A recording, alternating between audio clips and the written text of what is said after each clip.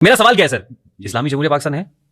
دیکھیں بہت ساری چیزیں الحمدللہ ثم الحمدللہ اس دور غلامی کو آپ دیکھیں نا، ہمیں تو قدر نہیں ہے. سر نہیں سوال میرا بڑا اسپیسیفک ہے سر. وہ چیز تو آپ کہیں نا جی، تو وہ نہیں ہے. اس کی بنیادی وجہ یہ ہے کہ جس جمہوریت کو آپ چاٹ رہے ہیں، ہمارا ملک چاٹ رہا ہے، اس جمہوریت کے اسلام میں کوئی کانسیپٹ نہیں. سوری ٹو سے شورائیت ہے نا سر. یہ کون سی شورائیت ہے؟ جہاں چوڑے کی، جہاں ایک قاتل کی، جہاں ایک بدکار کی، اور ایک پرنسپل کی، ایک پروفیسر کی اور ایک مفتی کی ووٹ ایک جیسی ہے. ایک ایسا بندہ ہے جس کو 10,000 قاتل، 10,000 ناجائز فروش، یعنی 10,000 ایسے لوگ کہہ رہے ہیں کہ یہ بندہ صحیح ہے. اور ایک 9,999 بندہ اس کو ووٹ دے رہا ہے، وہ کہ جو معاشرے کی کریم ہے، جس میں ہزاروں علماء ہیں، ہزاروں پروفیسر ہیں، ہزاروں ڈاکٹر ہیں. جیتتا کون ہے؟ وہ جس کو آپ کے 10,000 جو ہے نا کرپٹ کرمنل قاتلوں اور ڈاکوؤں نے اس کو ووٹ دیا ہے. وہ بیٹے جب نظام جمہوریت ہے ہی خلاف اسلام، تو اس میں آپ اسلام ڈھونڈیں گے. ہمارے معذرت کے ساتھ اس کا وہی جواب ہے کہ جو پیشاب والے گندے نالے ہیں نا، ان سے مچھلیوں کو نہیں تلاش کرتا، اس کو رواں رکھتے ہیں، لیکن اس میں سے مچھلیوں کو نہیں پکڑتے. اچھا، مجھے تھوڑا سا واپس آتا ہوں. نہیں، آپ نے کہا ہے نا اسلامی جمہوریہ ہے کہ نہیں ہے، تو اس کی وجہ یہ کہ آپ کی جمہوریت کیا ہے، پھر ہے یا نہیں ہے. بات وہی ہے کہ آپ نے اسلام کا ٹچ لگایا. آپ اسلام کا صرف ٹچ ہی لگاتے ہیں. اس جمہوریت کے اسلام میں کوئی کانسیپٹ نہیں ہے. سوری ٹو سے. تو اسلامی جمہوریہ پاکستان نہیں ہے. میں کہ یہ آپ اپنی کہہ رہے ہیں. ہمارا ایک قانون ہے کہ ذکر البعض بعض کا ذکر کر دینے سے میں کہتا ہوں آپ بہت خوبصورت ہیں. تو اس کا یہ مطلب نہیں کہ وہ بیٹھے ہوئے بھائی کہیں جی کہ میں مجھے بدصورت کہہ دیا. یہ جو سننے والے ان کے علم ہے کہ جب میں جو بات کہہ رہا ہوں وہ جتنی کہہ سکتا تھا، یہ کہا ہی ہے اتنی ہے کہ اس جمہوریت کا اسلام کے اندر کوئی کانسیپٹ نہیں. جو آپ نے ابھی تک کہی ہے وہ ساری انسنسرڈ انفلٹرڈ ہی چلائیں گے. اس میں ایسا کچھ بھی نہیں ہے جو کاٹا جا سکے. بسم اللہ. علی بھائی، سب سے پہلا سوال یہی ہے کہ اسلام اور سیاست، اس کا آپس میں کوئی تعلق ہے؟ اگر ہے تو کیا ہے؟ اور اسلام میں یہ جو آج کا ہمارے ملک کا نظام ہے، یا کسی بھی ملک میں جو جمہوریت ہے، اس کا اسلام کے ساتھ کیا تعلق ہے؟ دیکھیں، اسلام ایک مکمل ضابطہ حیات ہے. تو ظاہر ہے کہ پولیٹکس جو ہے وہ اس میں بیسک چیز ہے. نبی علیہ السلام ایک کامیاب پولیٹیشین بھی تھے، ایک کامیاب جرنیل بھی تھے، اور باقی جو آپ علیہ السلام کی آئلی زندگی ہے اس میں ایک کامیاب شوہر بھی تھے، ایک کامیاب باپ بھی تھے. تو پولیٹکس کے پوائنٹ آف ویو سے ظاہر اسلام نے گائیڈ لائنز دی ہیں، اور اس میں جو تھم رول ہے وہ سورہ الشورى میں ہے، وَأَمْرُهُمْ شُورَى بَيْنَهُمْ. مسلمانوں کے جو آپس کے معاملات ہیں وہ مشورے سے طے ہونے چاہیے. اللہ کے نبی علیہ السلام کو وحی کی تائید حاصل تھی، اس کے باوجود آپ صلی اللہ علیہ وآلہ وسلم صحابہ کرام سے مشورہ کرتے تھے. حتیٰ کہ غزوہ احد میں جن صحابہ کرام سے مس ہینڈلنگ ہوئی، اس کانٹیکسٹ میں بھی اللہ تعالیٰ نے حکم دیا کہ ٹھیک ہے، یہ جو کچھ ان سے ہونا تھا ہو گیا، ہم نے ان کو معاف کیا، آئندہ بھی آپ ان کو اپنے مشوروں میں شامل رکھیں. اور نبی علیہ السلام مشورہ لے کے چلتے تھے، اور بعد میں بھی خلفائے راشدین جتنے بڑے بڑے ایونٹس آئے ہیں ان کے اوپر باقاعدہ برین سٹارمنگ ہوتی تھی، اور پھر کنسنسس کے ساتھ ایک رزلٹ کے اوپر پہنچتے تھے. جس کی سب سے واضح مثال جو ہے وہ منکرین زکوٰۃ کے خلاف قتال تھا، جو بخاری مسلم میں آیا کہ صحابہ کرام ریلیکٹنٹ تھے اس حوالے سے. سیدنا ابوبکر بڑے ڈٹرمنٹ تھے کہ جہاد ان کے خلاف قتال ہونا چاہیے، لیکن حضرت عمر اور باقی صحابہ کا مشورہ تھا کہ یہ نماز تو پڑھ رہے ہیں، باقی معاملات لے کے چل رہے ہیں، ایک جز ہے نا اس کا، تو اس میں ٹالریٹ کیا جا سکتا ہے. اور دلیل کے طور پر بخاری میں آتا ہے کہ حضرت عمر نے وہ دلیل پیش کی کہ جو کلمہ حق بلند کر دے، شہادت دے دے اللہ تعالیٰ کی وحدانیت کی اور نبی صلی اللہ علیہ وآلہ وسلم کے پیغمبر ہونے کی، تو اللہ تعالیٰ نے میری تلوار اس سے اٹھا لی ہے، سوائے اس کے کہ وہ حق اسلام کے خلاف کوئی کام کر دے. تو بس اسی بات کو پھر حضرت ابوبکر نے پکڑا کہ حق اسلام تو ہے، یہ جو نماز اور زکوٰۃ میں فرق کرے گا تو وہ حق اسلام کا انکار کر رہا ہے. تو بخاری کے الفاظ ہیں، حضرت عمر کہتے ہیں کہ اللہ تعالیٰ نے ابو بکر کا سینہ کھول دیا تھا اس معاملے میں، پھر ہم ایگری کر گئے، اور اس کی برکت یہ ظاہر ہوئی کہ زیادہ کوئی جہاد نہیں کرنا پڑا، ایک دو قبائل کے ساتھ کیا، باقی خود بخود مطیع ہو کے آ گئے. بالکل ظاہر ہے کہ وہ بھی مسلمان تو تھے، لیکن ایک کمزوری ایمان کا شکار ہو گئے، کسی کو تعویل کی غلطی لگی کہ یہ صرف پروفٹ کا حق تھا کہ وہ زکوٰۃ لیں گے، کیونکہ قرآن میں ہے کہ اے نبی ان کے مال سے صدقات یعنی یہ زکوٰۃ وصول کریں اور ان کے مال کو پاک کریں. وہ اس کی تعویل کرتے تھے کہ یہ صرف پروفٹ کا پروٹوکول ہے. سیدنا ابوبکر کہتے تھے کہ میں پروفٹ کی سیٹ پہ آ کے بیٹھا ہوں، مجھے صحابہ کرام نے کنسنسس کے ساتھ آپ کا پولیٹیکل سکسیسر چنا ہے، لہٰذا نبی علیہ السلام امور حکومت کو چلاتے ہوئے جو جو معاملات لے کے چل رہے تھے وہ ساری چیزیں میں نے اس طریقے سے لے کے چلنی ہے. اس طرح تو اسلام کا سیاسی نظام کمزور ہو جائے گا، کیونکہ جب تک فائنانس نہیں ہوگی، آج تو ہمیں IMF کے پیچھے جو بھاگنا پڑ رہا ہے تو پتہ چل گیا نا کہ یہ بسم اللہ پڑھنے سے اور دروشی پڑھنے سے تو کسی کا پیٹ نہیں بھرتا. ایفرٹ تو آپ کو پٹ کرنی پڑے گی. اور ظاہر ہے کہ اس وقت بیت المال میں جو زکوٰۃ کا سسٹم رائج تھا اسی کی بنیاد کے اوپر یہ ویلفیئر اسٹیٹ مدینہ کی چل رہی تھی نا. اور کوئی درختوں سے تو وہ پتے توڑ کے تو سونے کے نہیں بناتے تھے نا, تو ایفرٹ پٹ کرتے تھے. آج کے اس ماڈرن ورلڈ کے اندر یہ انسانیت نے جو ٹھوکریں کھا کھا کے ڈیموکریسی تک پہنچی ہے نا, تو ہم ان چیزوں کو وہ ڈاکٹر اقبال کی جو ایک سوچ تھی اس کی نظر سے دیکھ رہے ہوتے ہیں کہ ڈاکٹر اقبال جو ہیں وہ اس جمہوریت کو کفر سمجھتے تھے اور اس کو مذہب کا کفن سمجھتے تھے. تو ڈاکٹر اقبال تو یہ بھی کہتے تھے کہ جدا ہو دین سیاست سے تو رہ جاتی ہے چنگیزی, یہ بھی تو کہتے تھے نا. بالکل. تو یہ جو انہوں نے بات کی ہم جزوی طور پہ ان کے ساتھ ایگری کرتے ہیں کہ جو یہ ماڈرن ڈیموکریسی یورپ اور امریکہ کے اندر ہے نا, اس کے اندر یہ جو ایلیمنٹ ہے نا کہ حلال اور حرام کا فیصلہ بھی عوام کرے گی, ہم کہتے ہیں نہیں, مورل لاز انسان بنا ہی نہیں سکتے. ورنہ مرد بنائیں گے تو مردوں کے حقوق کی حفاظت کریں گے, عورتیں بنائیں گی تو عورتوں کے حقوق کی حفاظت کریں گی. یہ کریٹر ہی ہو سکتا ہے جو بیلنس کرے. لہذا مورل ویلیوز, مورل لاز یہ مذہب بتائے گا آپ کو. اب رہ گئے ٹریفک کے قوانین, تو ٹھیک ہے آپ بنائیں کانسنسس کے ساتھ. آپ نے لیفٹ ہینڈ ڈرائیو گاڑیاں چلانی ہیں یا رائٹ ہینڈ ڈرائیو, تو ٹھیک ہے آپ کی مرضی آپ کریں. لیکن ونس مورل لاز کی باری آئے گی تو پھر اگر پوری دنیا بھی ووٹنگ کرے کہ مرد کی مرد سے شادی ہو سکتی ہے تو گاڈ نہیں مانتا. سود لینے والا اور دینے والا ایگری ہے بالرضا, لیکن گاڈ اس کو نہیں مانتا, سود حرام ہی رہے گا, زنا بالرضا حرام ہی رہے گا. اس کے پیچھے کوئی لاجک ہم تلاش نہیں کریں گے, یہ اللہ کا حکم ہے, سیدھی سی بات ہے. تو یہ پاکستان نے کیا ہے. مولانا مودودی رحمہ اللہ نے قرارداد مقاصد کے پاس ہونے کے بعد یہ کہا تھا کہ آج پاکستان کی اسٹیٹ نے کلمہ پڑھ لیا, کیونکہ اس میں یہ مانا گیا تھا کہ حاکمیت اعلیٰ کا مالک اللہ ہے اور پاکستان کی عوام قرآن و سنت کے دائرے کے اندر اس حق کو استعمال کریں گے اور وہ اپنا ایک لیڈر چنیں گے جو قرآن و سنت کے مطابق معاملات کو لے کے چلے گا. اور پاکستان میں کوئی قانون ایسا پاس نہیں ہوگا جو قرآن و سنت کی تعلیمات کے منافی ہو. پھر اس میں تھوڑا سکم بھی رہ گیا کہ اگر ہوتا ہے تو پھر آگے کیسے لے کے چلنا ہے, لیکن ان پرنسپل پاکستان کی اسٹیٹ نے یہ مان لیا ہوا ہے کہ ہم نے قرآن و سنت کے خلاف کوئی بھی رول نہیں ماننا. یہی وجہ ہے کہ دیکھیں آج کل اگر کہیں پر کوئی جوا کا اڈا ہے تو قانوناً تو وہ جرم ہے, شراب کا اڈا کوئی اس طرح کا چل رہا ہے تو قانوناً تو وہ جرم ہے, اسی طریقے سے کوئی زنا کا اڈا چل رہا ہے تو قانوناً جرم ہے. آپ شکایت کریں, اس کے اوپر سزا بھی ہوتی ہے, چھاپے بھی پڑتے ہیں.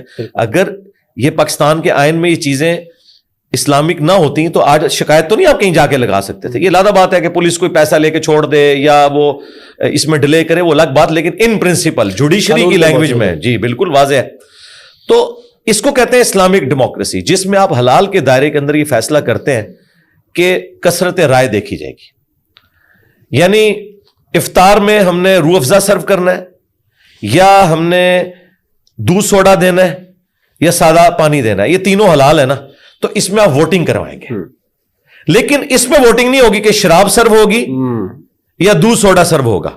یہ پھر آ جائے گی ویسٹرن ڈیموکریسی جو کہ کفر ہے, جس کے خلاف ڈاکٹر اسرار صاحب بھی بولتے تھے. ڈاکٹر اسرار صاحب بھی اسلامک ڈیموکریسی کے ماننے والے ہیں. اچھا, اب یہ جو اس کو خلافت کے ساتھ کمپیئر کروایا جاتا ہے نا, یہ بالکل نان سینس اپروچ ہے. دیکھیں خلافت کا جو نظام تھا نا, وہ اللہ تعالیٰ کے چنے ہوئے لوگ تھے, نبی علیہ السلام کے صحبت یافتہ, اور وہ بھی دیکھیں کتنا عرصہ 30 سال چلی. اس کے بعد دیکھیں نبی علیہ السلام کے ہی صحبت یافتہ لوگوں میں ایسی چیزیں آئیں کہ وہ بتدریج ملوکیت کی طرف وہ سارا معاملہ چلا گیا اور وہ ہم نے سارا بھگتا جو کچھ ہوا. تو خلفائے راشدین کے زمانے میں جب کہ ہزاروں اہل ایمان موجود تھے, اس کے باوجود ایک پولیٹیکل سسٹم ڈی ٹریک ہوا, وہی ملوکیت آ گئی اور وہی قتل و غارت کا سلسلہ شروع ہو گیا حکومت کے دوام کے لیے. اور یہ سلسلہ بنو عباس میں, بنو امیہ میں, ایون سلطنت عثمانیہ میں بھی ساری معاملات چلتے رہے. ہاں مسلمانوں کو ایک ریلیف اس اعتبار سے تھا کہ اوورال اسلامی حکومت تو نہیں لیکن مسلمانوں کی حکومت تھی, ایک شیلٹر تو تھا, اس اعتبار سے ہم اس کی تعریف کرتے ہیں, ورنہ وہ اسلامی حکومتیں نہیں تھیں. ہاں آج کی ویسٹرن ڈیموکریسی میں کئی خوبیاں جو ان کے اندر موجود نہیں تھیں, جن میں سے سب سے بڑی خوبی میں سمجھتا ہوں فریڈم آف ایکسپریشن ہے. میں اب جتنا بولتا ہوں دینی معاملات کے اوپر, آپ سوچ سکتے ہیں کہ یہ میں کسی مذہبی حکومت کے اندر بول سکتا ہوں؟ ان کے عقائد کے اوپر ضرب پڑے گی. یہ باتیں نہ میں ایران میں بیٹھ کے کر سکتا ہوں نہ سعودیہ میں. ان کے عقائد و نظریات کے اوپر ضرب پڑے گی, وہ پابندی لگا دیں گے. یہ سر ڈیموکریسی کی برکت ہے کہ میں پاکستان میں بیٹھ کے اپنے ویوز دلائل کے ساتھ لوگوں کے سامنے رکھ سکتا ہوں. یہ آزادی ہمیں اسی ڈیموکریسی نے دی ہے. ہاں یہ کسی مذہبی ملے نے, کسی جماعت نے, کسی بزرگ نے ہمیں نہیں دی ہے. یہ لوگ تو دوسروں سے جینے کا حق چھینتے تھے. آپ دیکھیں احمد بن حنبل رحمہ اللہ نے ایک علمی اختلاف کیا ہے تو معتصم باللہ نے انہیں کوڑے لگوائے ہیں, جیلوں میں ڈالا ہے. ان لوگوں نے بڑے بڑے ائمہ کے ساتھ ظلم کیے ہیں. سیدنا امام حنیفہ رحمہ اللہ کو زہر کا پیالہ انہوں نے پلایا ہے, ان کو شہید کیا گیا ہے صرف پولیٹیکل اختلاف کی بنیاد کے اوپر. تو یہ آج بھی انہوں نے یہی کرنا تھا. اب تو زمانہ بہت دور آ چکا ہے. اس زمانے میں تو سو کالڈ یہ امیر المومنین اور یہ سب کچھ ہوتے تھے, یہ کچھ کرتے رہے. تو میں سمجھتا ہوں کہ ماڈرن ڈیموکریسی جس میں حلال اور حرام کا فیصلہ مورل لاز میں قرآن و سنت کی تعلیمات کی روشنی میں ہو اور حلال کے دائرے میں کثرت رائے سے ہو, یہ خلافت راشدہ کی ماڈرن فارم ہے, دی بیسٹ فارم ہے. اب لوگ کہیں گے جی اس زمانے میں تو وہ چند بڑے بیٹھ کے فیصلہ کرے. وہ بڑے چند ہوتے تھے اپنے قبیلوں کے سردار, اور قبائلی سسٹم میں جب قبیلے کا سردار تھا وہ ایسے نہیں چنا جاتا تھا کنسنسس کے ساتھ. لہذا اگر بنو ہاشم کی لیڈرشپ حسن ابن علی کے پاس تھی یا حسین ابن علی کے پاس تھی تو ان کی بیعت کا مطلب تھا پورے بنو ہاشم نے بیعت کی ہے, بالکل, اور انکار ممکن نہیں تھا. قبائلی سسٹم میں ایسا ہی ہوتا ہے. لیکن آج ہر بندے کا اپنا ووٹ ہے. آپ اپنی رائے عامہ تو ہموار کر سکتے ہیں, لیکن آپ یہ نہیں کہہ سکتے کہ علماء کا ووٹ جو ہے وہ 10 کے برابر ہوگا اور جہلاء کا جو ہے وہ 1 کے برابر ہوگا. اس کی وجہ یہ ہے کہ جس کو آپ جاہل سمجھ رہے ہیں وہ تو علماء کو جاہل سمجھتا ہے. مثلا اگر آپ کسی گوالے سے پوچھیں کہ تیرا ووٹ 1 کے برابر اور جس مفتی کے گھر تو دودھ دیتا ہے نا اس کا ووٹ 100 کے برابر, وہ کہے گا کہ جی اس کے بچے اور خود یہ تو پل رہے میرے دودھ کے اوپر, یہ ایک دن بھینس پال کے بتائے, بھینس کو تو میں جانتا ہوں, بھینس کا مفتی تو میں ہوں, میری ووٹ 100 کے برابر ہونی چاہیے, یہ تو مجھ سے لے کے صرف پیسے دے کے اس کی 1 کے برابر. تو دنیا نے کنکلوڈ کر لیا کہ اس کا اینڈ رزلٹ یہی ہے کہ ایک بندے کا ایک ہی ووٹ ہوگا, ہر بندہ اپنی فیلڈ کے اندر مفتی ہے. سیدھی سی بات ہے. اب میں انجینئر ہوں, ظاہر ہے مجھے دین کا بھی نالج ہے, دنیا کا بھی نالج ہے, پھر میں تو کلیم کروں گا کہ مفتی تقی عثمانی کی ووٹ میرے برابر نہیں ہونی چاہیے, مفتی منیب کی ووٹ میرے برابر نہیں ہونی چاہیے, اور وہ یہ کہیں گے کہ اس کو تو پتہ ہی نہیں ہے, اس کے پاس تو ڈگری نہیں ہے. تو اینڈ رزلٹ یہ ہے کہ بھائی آپ کی بھی ایک ووٹ ہے, میری بھی ایک ہے. اگر آپ سمجھتے آپ کے اندر تڑ ہے تو رائے عامہ ہموار کریں, لوگ آپ کا ساتھ دیں گے. لیکن آپ لوگوں کو اپنا غلام کیوں بنانا چاہتے ہیں؟ اسلام نے غلامیت سے نجات دلائی تھی, آپ دوبارہ ان کو غلام بنانا چاہتے ہیں. اور جن حکمرانوں کی آپ تعریفیں کرتے ہیں, اب میں خود خاندان مغلیہ سے تعلق رکھتا ہوں. ہمارے بڑوں نے برصغیر میں 300 سال تک آلموسٹ حکومت کی ہے, اور حنفیوں کے بڑے بزرگ جس کو بزرگ مانتے ہیں نا وہ اورنگزیب عالمگیر تھا, جس نے فتاوی عالمگیریہ لکھوایا, 1500 علماء کو کھلایا پلایا, ان کی جس طریقے سے اس نے خدمت کی آج تک یہ اسے دعائیں دیتے ہیں. اور لوگوں میں انہوں نے مشہور کیا ہوا کہ جی وہ اتنا نیک بادشاہ تھا کہ ٹوپیاں بنا کے اپنا گزر بسر کرتا تھا اور کبھی اس نے نماز نہیں چھوڑی. تو میں کہنا انہیں بھرا بھی کوئی نہیں زندہ چھوڑیا, پیوں نے بھی جیل ہی چھوڑیا, یعنی باپ کو بھی جیل میں ڈالا اور بھائی بھی کوئی زندہ نہیں چھوڑا حکومت کے دوام کی خاطر. یہ پہلو نہیں تمہیں نظر آتا؟ ٹھیک ہے, یعنی اس کی ٹوپیوں کے پیچھے سب کچھ چھپ گیا, جس طرح ان کی پگڑیوں اور تہمت کے پیچھے ان کی BMW چھپ جاتی ہیں. ہمارے جیل میں ایک پیر صاحب تھے, اچھا, ان کے پاس BMW تھی, اور جب اس زمانے میں آج سے 20 سال پہلے بات کر رہا ہوں, اچھا, ٹھیک ہے, جیلم جیسے شہر کے اندر, تو وہ جب اپنی BMW سے نکلتے تھے نا تو انہوں نے ہاتھ میں مسواک پکڑی ہوتی تھی, سفید کرتا اور بلو کلر کی انہوں نے تہمت باندھی ہوتی تھی. لوگ کہتے تھے کتنے سادہ ہیں, دیکھیں یار گاڑی سے نکل رہے ہیں اور ان کا لباس کتنا سادہ ہے. یعنی ان کی تہمت اور کرتا اور مسواک نے ان کی BMW چھپا لی ہوئی تھی. تو یہ سب کا ان کا معاملات جو ہے نا وہ اس قسم کے 2 نمبریوں کے اوپر چل رہے ہیں. اور میں سمجھتا ہوں کہ اسلامی تاریخ میں سیدنا علی کی جو خلافت ہے نا وہ ماڈرن ڈیموکریسی کے تحت ہی ہوئی ہے. وہ واحد خلافت ہے جو بند کمروں میں چند لوگوں کے مشورے سے نہیں ہوئی, بلکہ اوپنلی آ کے وہ بیٹھے ہیں ممبر پہ. انہوں نے کہا کہ حضرت عثمان غنی رضی اللہ تعالیٰ عنہ کے گورنروں نے جو کام ڈالنا تھا وہ ڈال دیا, جس کی پاداش میں خود سیدنا عثمان بھی وکٹم بنے اور شہید ہو گئے. اب یہ معاملہ اتنا تم نے بگاڑ دیا اور میرے گاٹے فٹ کر رہے ہو. میں پہلے 3 خلفاء کے ساتھ بھی وزیر بن کے رہا, تم طلحہ اور زبیر میں سے کسی کو خلیفہ چن لو, میں اس کے ساتھ بھی وزیر ہوں گا, یہ میرے گاٹے فٹ نہ کرنا. حضرت علی کو پتا تھا کہ یہ حضرت عثمان کی شہادت میرے گاٹے میں یہ فٹ کریں گے, لیکن لوگوں نے کہا کہ حضرت آپ واحد پرسنالٹی ہیں کہ جس پر مخالفین بھی ایگری ہیں, جو حضرت عثمان سے بھی مخالفت رکھتے تھے. اور دوسرا جو حضرت عمر نے شورا بنائی تھی بخاری میں, اس کے 2 بندے اینڈ پہ بچے تھے, حضرت عثمان اور آپ. اب ان کی شہادت کے بعد آپ سے زیادہ اہل نہیں ہے, تو انہوں نے کہا ٹھیک ہے پھر مجھ سے یہ وعدہ کرو, یہ میری بیعت کر رہے ہو اوپنلی مسجد میں آ کے کرو, چھپ چھپا کے نہیں. مجھے خلیفہ مانا, مجھ پہ تمہارا اعتماد ہے, پھر میں جو ڈیسیژن کروں گا قرآن و سنت کے دائرے میں تمہیں ماننا ہوگا. انہوں نے کہا ٹھیک ہے مانیں گے. پہلا ایگزیکٹو آرڈر انہوں نے یہ کیا کہ بنو امیہ کے سارے گورنر معزول, جن کی وجہ سے حضرت عثمان کے خلاف رعایا ہو گئی تھی, اور انہوں نے آ کے گھیراؤ کیا. اور دیکھیں سما و طاعت, اتنی بڑی حکومت 3 بر اعظموں میں پھیلی ہوئی, بس ایک لیٹر خلیفہ کا پہنچا ہے. وہاں خلیفہ کا مطلب تھا سمجھ لیں پروفٹ کا لیٹر آ گیا, کیونکہ بیعت ہوتی تھی زندگی اور موت کے اعتبار سے. صرف ایک بندے نے نہیں وہ گورنری اپنی چھوڑی, امیر شام نے, اس لیے پھر مولا علی کو صفین ان کے خلاف لڑنی پڑی. یعنی اتنا یہ ساؤنڈ سسٹم ہے سما و طاعت کا. تو میں سمجھتا ہوں کہ فریڈم آف ایکسپریشن جو اسلام نے دیا ہے انسانیت کو, یہ اسلام کی دین ہے.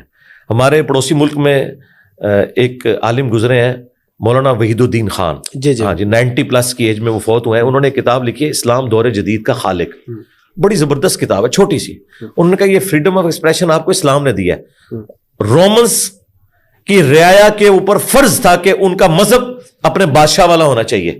پہلی دفعہ اسلام نے کہا کہ نہیں, بادشاہ جو بھی ہے نچلے لوگوں کو اپنا دین رکھنے کی اجازت ہے. دیکھیں حضرت عمر نے یروشلم کو انٹرنیشنل سٹی قرار دیا ہے, وہاں جیوز بھی آتے تھے, کرسچنز بھی, حالانکہ کرسچنز نے کتنے 100 سال جیوز کو انٹر نہیں ہونے دیا, لیکن حضرت عمر نے کہا نہیں سب آئیں اور اپنی اپنی عبادتیں کریں, یہ ان کی مذہبی آزادی ہے. اسلام نے آزادی دی ہے کہ آپ کے اوپر کوئی لازم نہیں کہ آپ نے بادشاہ کا دین یا فرقہ اڈاپٹ کرنا ہے.